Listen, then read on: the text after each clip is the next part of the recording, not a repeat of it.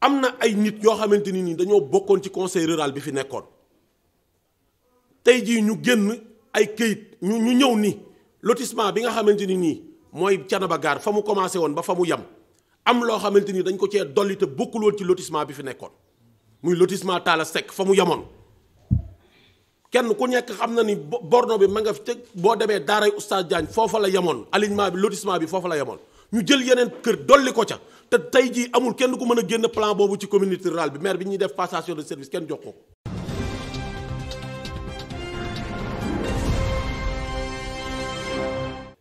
tey nag ñu teew fii ci commune Thiénaba pour man koo tuddee conférence de presse man koo tuddee leeral waaye man koo tuddee dindi tuuma ñuy sant yàlla bu baax nag di julli ci Seydina Muhammad sallallahu alayhi wa sallam di dellu di santaat population commune Thiénaba bi nga xam ni ñoo ma tànnan 2014 def ma maire depuis boobaak léegi nag sama diggante ak ñoom amul benn rëq-rëq amul benn njàqare waaye amul benn réeroo lii ñu def tey nag bu nu sañan dañu koy def ci buntu jumaa yu Thiénaba ndax Thiénaba li mu baaxoo mooy yiw rekk tedd waaye ak yar ak i teggin waaye jamono day dem ba xam ni foo toll foo xam ni loo bañ a wax il faut nga wax loolu moo waral tey ñu tase pour di leeral waaye ñun wax ci presse sax du lu nu gënal waaye nag mënta ñàkk ndax réew mee ko laaj di leen xamal ni fan yu néew ci ginnaaw lii may def nag population Sénégal bi nga xam ni ñooy samay nawle di ma dégg moo tax tey ñu andi leeral waaye bu doon commune Thiénaba rek du jar leeral parce que xamante nañ bu baax ñii dégg nag te xamuñu nu mu demee loolu moo tax tey ñuy wax ak Sénégal di leen xamal ni li ngeen dégg ci réseaux sociaux yi di ko dégg ci presse bi ñi ko def teguñu ko fenn xanaa ci seen bakkan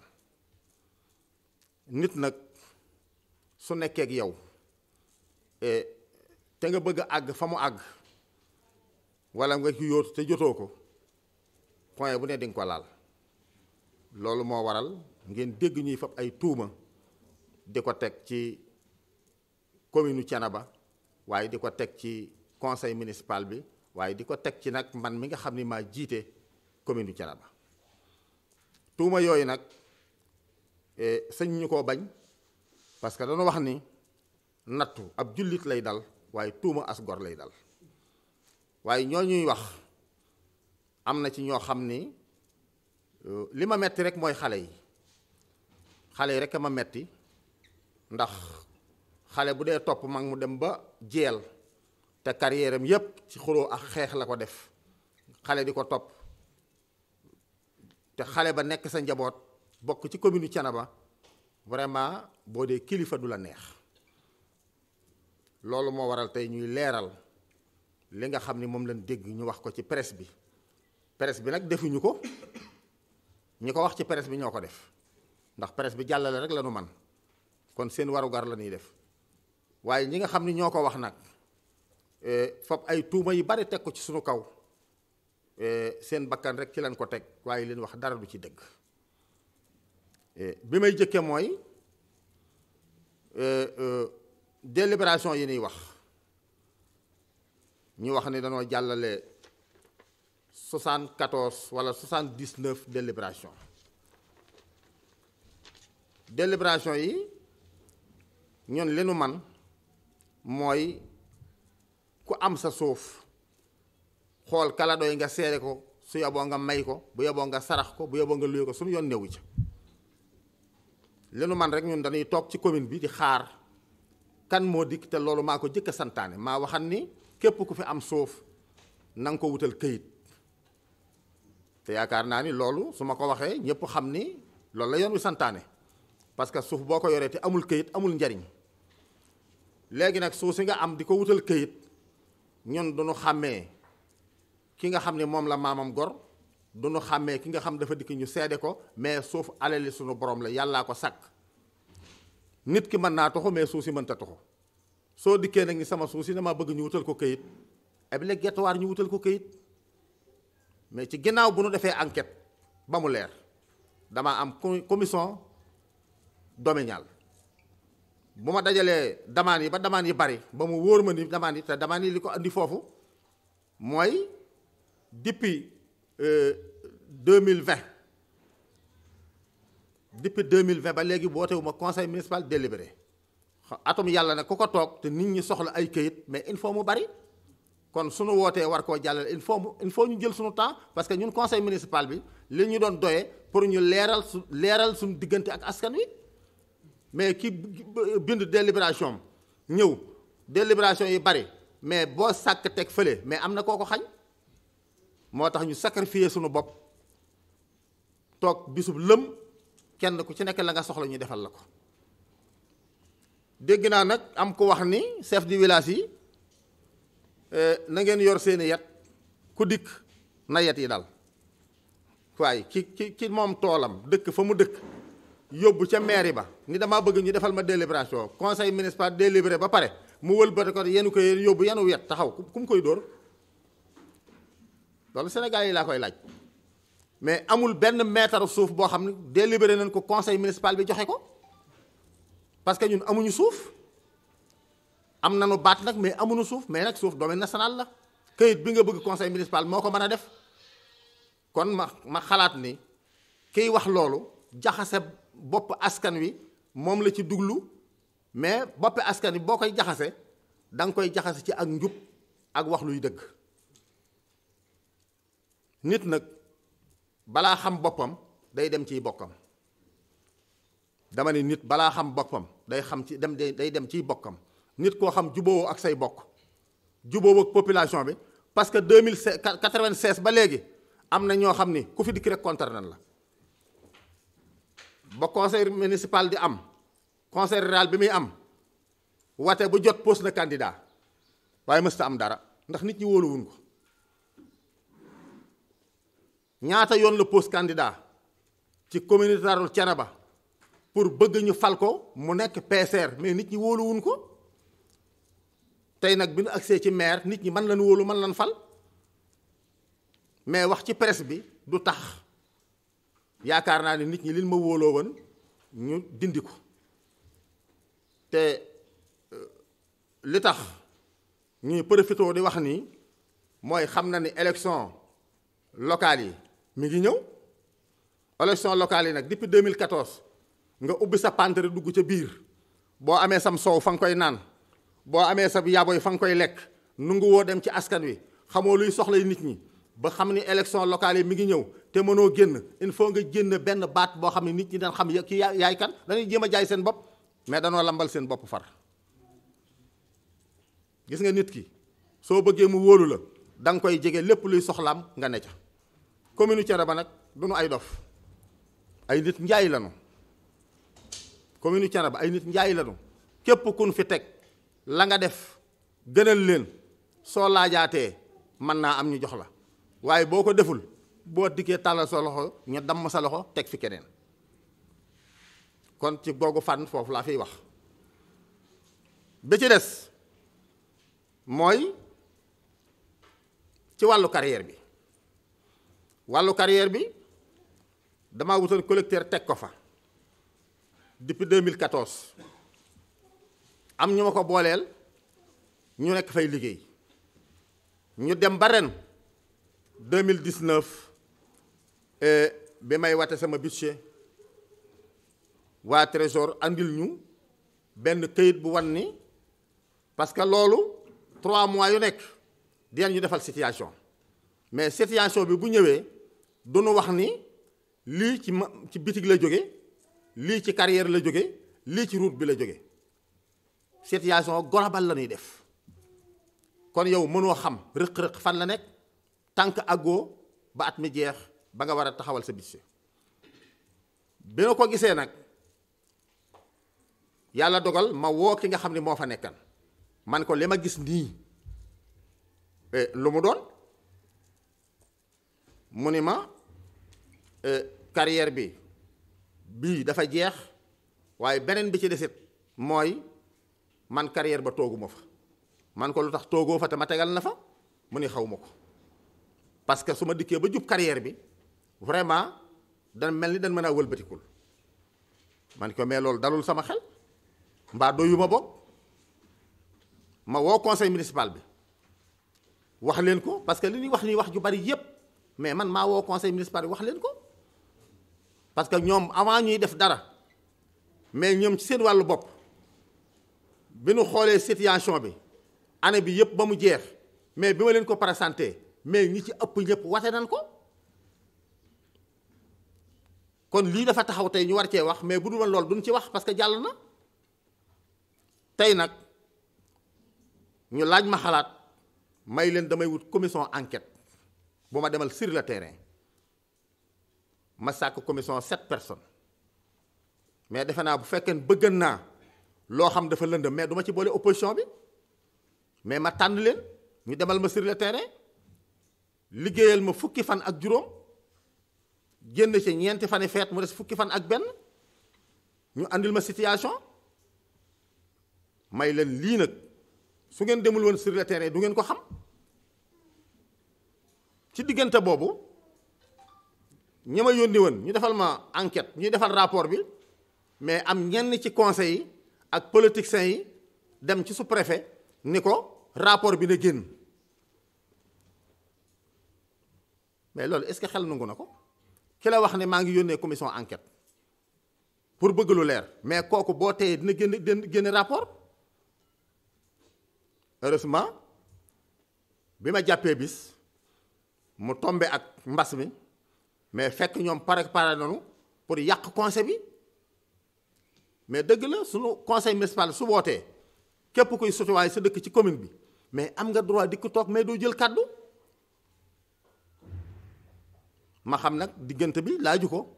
parce que nii nu def tey nii rek yoon wi santaanewu ko parce que mbas mi fi nekk vraiment lëmbe na Sénégal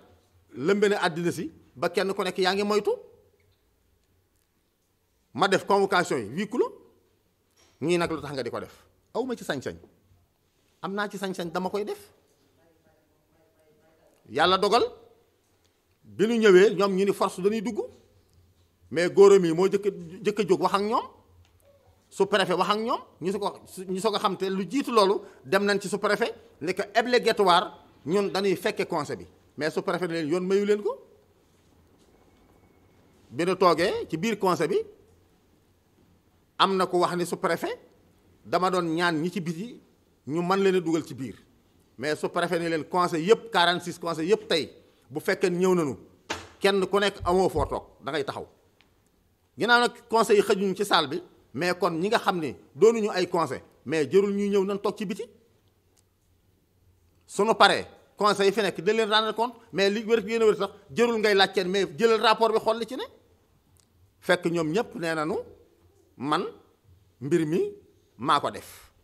mais ci biir loolu avant may woote conseil municipal ci biir conseil yi ñoo xam ay conseil lañu woo nañu dan jël nañ seen téléphone woo dan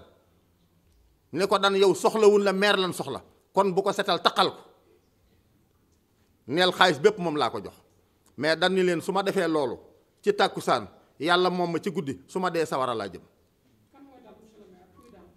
dan moom la mooy collecteur bi nga xam ne moom laa yóbbu woon ci carrière bi bi ko conseil waxee loolu ñaari conseil ñoo ko woo wax ko ni ko soxlawul la maire lan soxla mais man ku ma soxla danga may xaar ci terrain bi suñu àggee ci terrain bi soo ma soxlaa foofa ngay ma amee mais ci wàllu jub ak jubal ku ma ci wut doo ma gis parce que fi ma tegan sama tànk démb fi laa ko teg tey leeral bii may leeral nag li ma waxan ci jaalbeen gi rek sama nawle yi may dégg te naqarlu ko kilifa yi may dégg te naqarlu ko ñi dëkkul commune Thiénaba te naqarlu ko ñoo tax may wax ma tax may leeral waaye bu doon ñi dëkk commune Thiénaba rek du ma wax suñu demee sur le terrain ñu àtte ñu mais nag ñi ngi sant yàlla bu baax bi rapport bi génnee commission enquête bi la leen war lépp def nañ ko roq ak ruqaan fu nu war a dugg nañ fa laaj li nga xam ni xalaat nañ ni mooy li nu soxla woon te amuñu ko fan la dugg ak nan la demee lépp leeral nañ leen ku fa mas a liggéey ku fa mas a jaar commission bi laaj na la lépp leer na waaye yàlla dogal na man taquma ci fenn. enquête bi lu mu wax lan moo waral affaire yi manqué non xam nga rapport bi li mu gis moom la wax lan moo tax affaire bi manqué kooku moom du man maa koy këlkin wala maa koy génne parce que dañ foo xam ne boo fa àggee da ngaa jëm ci yoon mooy mën a enquête ba xam lii parce que dafa am ñoo wax ne dañoo détournement lañ wax mais lan mooy détournement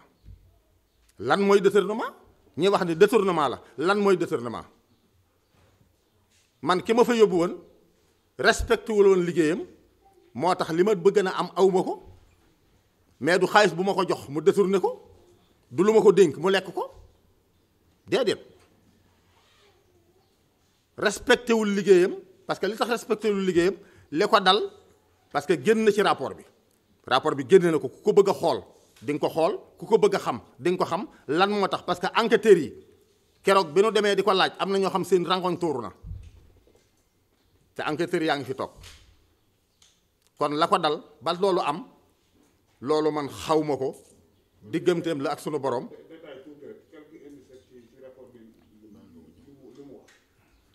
quelques détails.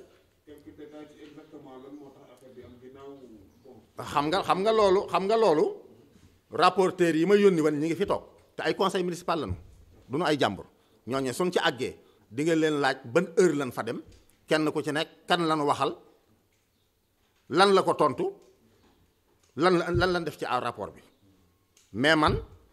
li may leeral mooy Sénégal ñëpp di ma dégg mooy lii nga xam ni moom lañu wax te ay politiciens wax ko waxuñu dëgg. yan taxawaay wax naa ko ci conseil municipal bi parce que bu nu porté plainte commune Thiénaba maay wuy ji commune Thiénaba bu ko nit defee loo xam jar na leeral maay porté plainte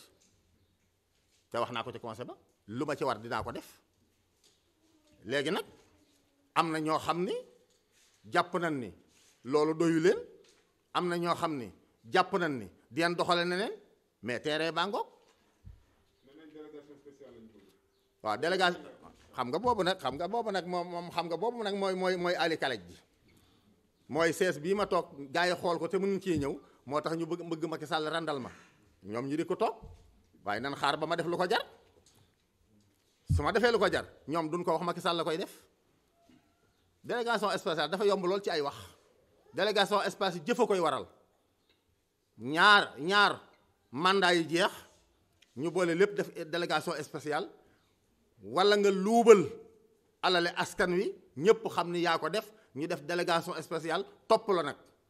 def enquête loolu mooy indi délégation spéciale mais nekk fële rek doon politicien boo xam ni bu subaa tey nga sol pantalon bu xotti ko bu subaa nga sol blouson boo xam ne ay njaxas la nga naan nan def délégation spéciale yomb na.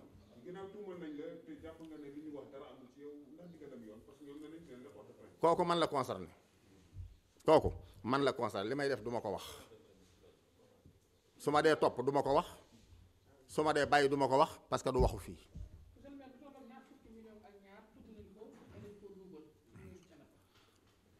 waa loolu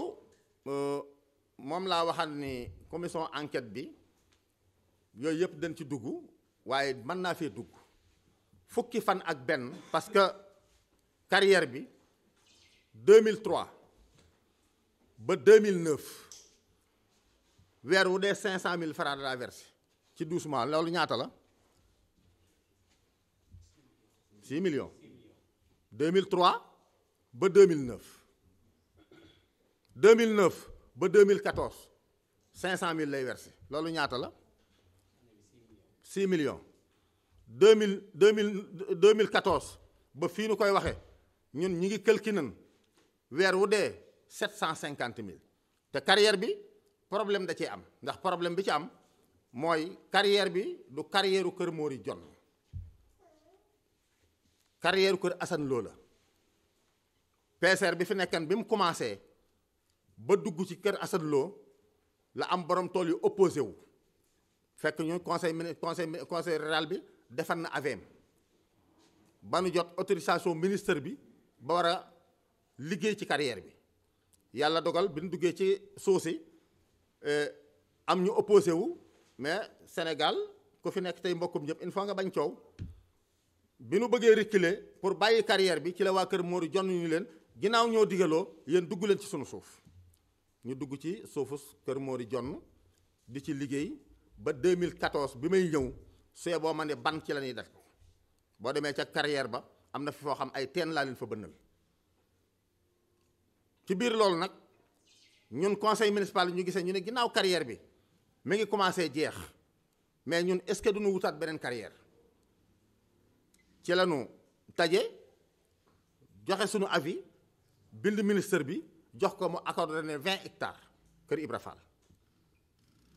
ci loo xam ni saoudien yi leen ko joxoon mais bi ma dikkee bëgg ko utiliser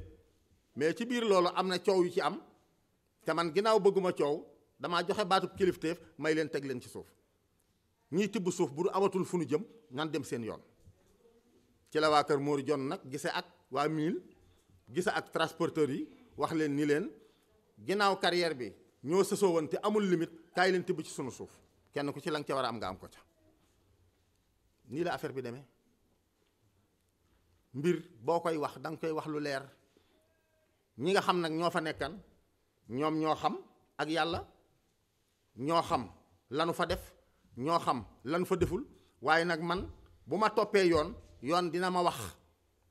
li may seet fan laa koy gisee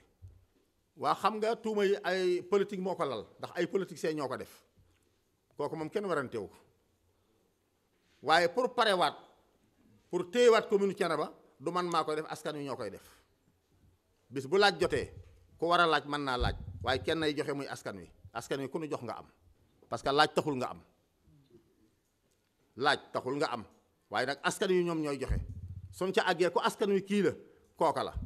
waaye nag tëb rek ni am na lu may laaj mënuma caa àgg nan def délégation spéciale gis nga bu da élection doon suba gaa ñi kenn du génn ci guerre bi dañuy wax rek presse bi rek la ñu yaakaar pour ñu jot leen seen kàddu waaye seen jëf mayewu ko seen jëmm mayewu ko seen ngor mayewu ko. tuuma yooyu dara lalu ko lu dul politique nag comme ni ko maire waxee léegi rek bu ñu ci tolloo dafa am moment boo xam bu ñu tolloo ci liggéey dañu war a liggéey et bu ñu tolloo ci wut dagaan baatu askan wi ñu dagaan baatu askan wi parce que soo xoolee ci li ñuy wax ci média yi wax ko ci réseaux sociaux yi tuumaal ñu ci ay 72 ou 79 délibération yoo xamante ni nii yu ñu def la ci foncier mais depuis mois de février 2020 jusqu'au nos jours amuñu benn délibération yooyu dajaloo fi loolu moo tax délibération yi àgg ci taux boobu te ci délibération yooyu amul benn délibération boo xamante ni tey jii suuf soo suñu délibéré maire ñoo ko moom suuf sul maire bi jël affecté ko kenn la suuf soosu yëpp donte domaine national la di compétence transférée suuf soosu ay am na ñu ko waroon yëkkati ko joxaat ko ñeneen séddee leen ko ci délibération yi ci loolu la jëm laneen la ca des mooy loo xamante ni nii ay jàkka yu ñu délibéré ak ay lotissement alignement yoo xamante ni nii ay askan ñoo dëkk ci dëkk ba xajatuñ ca dëkk ba ñu demandé pour ñu defal leen alignement pour yokk seenu dëkk te ñooñu taxaw tey di wax ni problème de délibération ak ku dem ci dëkk ku fa ñëw di dagg kër wutal yet ñooñu tey am nañ kër ci ay parcelles Thiénaba am nañ ay parcelles Kayre àll lan moo leen ko may seen poste mayu leen ko parce que lan la doonoon nañ fi conseil ruraux ci moment booba ñu doon deuxième vice-président ci premier vice-président ci communauté rurale bi loolu moo leen ko joxoon ñi ngi souligner tey ji ay acte ay acte yoo xamante ni nii ay passage kii la morcellement la yoo xamante ni nii tey ji nee nañ amul ñaari tampon benn cachet moo ci nekk muy cachet monsieur le maire mais damay wax ni président conseil rural bi fi nekkoon muy Talla Seck muy Abdou Gningue ban acte lañ fi def boo xamante ni dafa am ñaari cachet sous préfet bu approbation sous préfet ak cachet président communauté rurale amu fi ndax la tax amu fi ñaari projet de lotissement moo amagun ci commune Thiénaba yoo xamante ni nii dafay am autorisation de lotir benn bi pare na benn bi mi ngi en cours parce que ay question yoo xamante ni yéen journalistes yi sax donte yëg ngeen ko wax nañ leen ko yoo xamante ni xëy na dina egsi ci ñun te ñun egsi na ci ñun te ñun askan wi lañ fi nekkal parce que askan wi ñoo fal monsieur le maire ñun ñoo ñu fal ñuy ay conseil municipal am na loo xamante ni nag dañuy lëre seen bopp di ci seen i bopp yooyu pour dugal ci ñoom leneen mais amul lenn lu ñu fi def lu lëndëm loo xamante ni mënuñu toog leeral ko askan wi ba mu leer te loolu mooy suñu rôle. parce que projet bu Kër Malamine Ndiaye projet de lotissement la mu jàll commission avant muy jàll commission président le chef de village bind na demande soumettre ko le maire soumettre ko conseil municipal bi voté ko sous-préfet attribué ko ñu wut un promoteur jox ko fenn foo xamante ni nii plan ba war na faa dem na fa plan bi jëkk na dem ñu corriger ko indiwaat ko bi ñu ko indiwaatee muy service yi nga xamante ni mooy service compétent yi mu war a jaar lu mel ni cadastre ay domaine Sénélec ba 12 comme service yi nga xamante ni kenn ku ci ne war nga cee contribuer fu mu ci war a jaar na fa keroog muy jàll commission man mi maa siège ji woon ak sous-préfet préfet département gouverneur service technique yëpp ñu joxe seen avis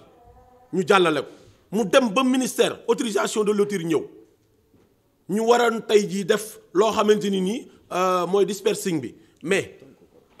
li nga xamante ni mooy promoteurs yi am nañ ca wàll borom tool yi am nañ ca wàll foofu lañ ca yem kon loolu luñ ciy wax naan lii ak lii amu fa beneen projet de lotissement bi mi ngi en cours génnagul su génnee ñi ko war a xam dinañ ko xam tey beneen bi ci des mooy am na ay nit yoo xamante ni dañoo bokkoon ci conseil rural bi fi nekkoon tey jii ñu génn ay këyit ñu ñëw ni lotissement bi nga xamante ni nii mooy Thiénaba Gare fa mu commencé woon ba fa mu yem am loo xamante ni dañ ko cee dolli te bokkul woon ci lotissement bi fi nekkoon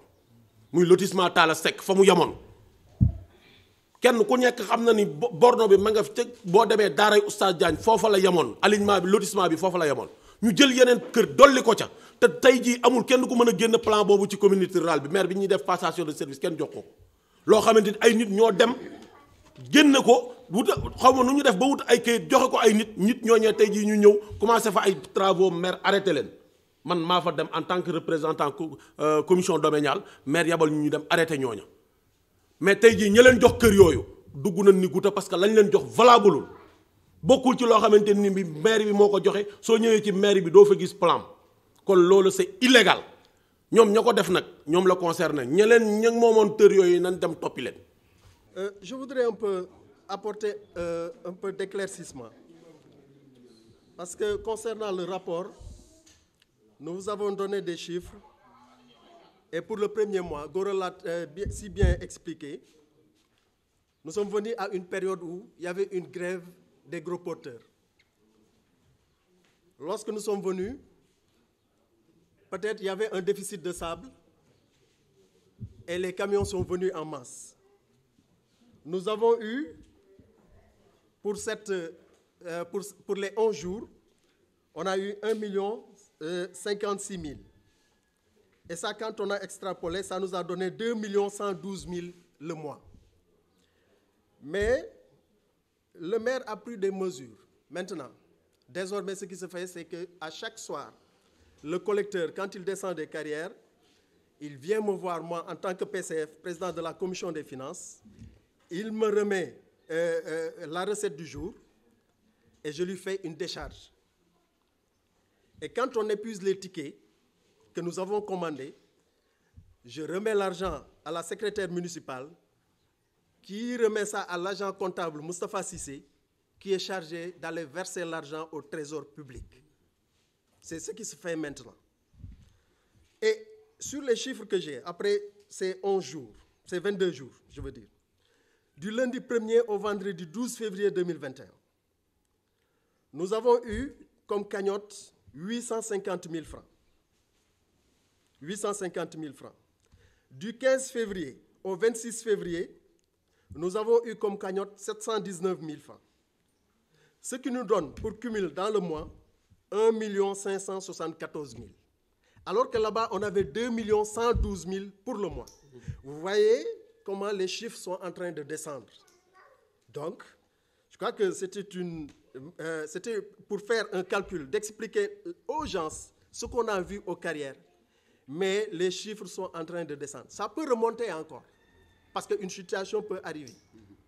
Mais pour vous donner un peu une idée de comment marchent les carrières.